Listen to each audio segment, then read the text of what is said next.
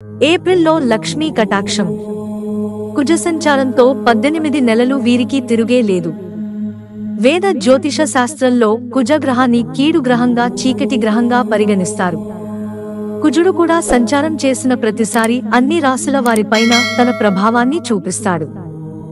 సహజంగా కోపానికి, సాహసానికి, శక్తికి ప్రతిరూపంగా పరిగణించే కుజుడు 18 నెలలకు ఒకసారి ఒక రాశి నుంచి మరొక రాశిలోకి సంచారం చేస్తాడు.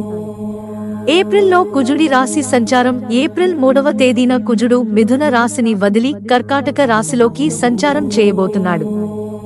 ఇక ఈ సంచారం కొన్ని రాశుల వారికి అదృష్టాన్ని ఇస్తుంది. వీరు ఏ పని చేసినా కలిసి వస్తుంది.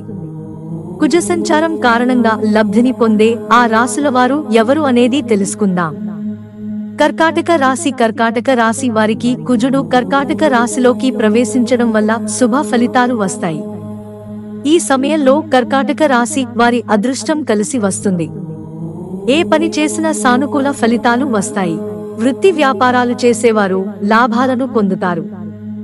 ఇది కర్కాటక రాశి వారికి అద్భుత సమయం.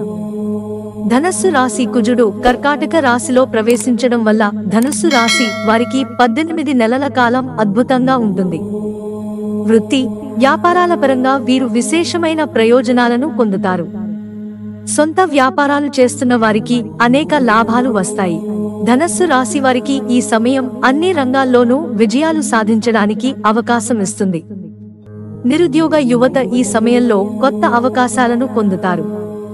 శ్రమకు తగిన ప్రతిఫలం ఉంటుంది. వృశ్చిక రాశి. కుజుడి రాశి మార్పు కారణంగా వృశ్చిక రాశి వారు అద్భుతమైన ప్రయోజనాలను పొందుతారు.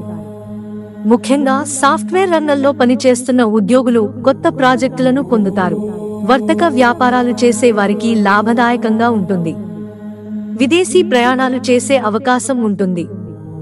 విద్యార్థులకు ఇది శుభ ఫలితాలను ఇస్తుంది.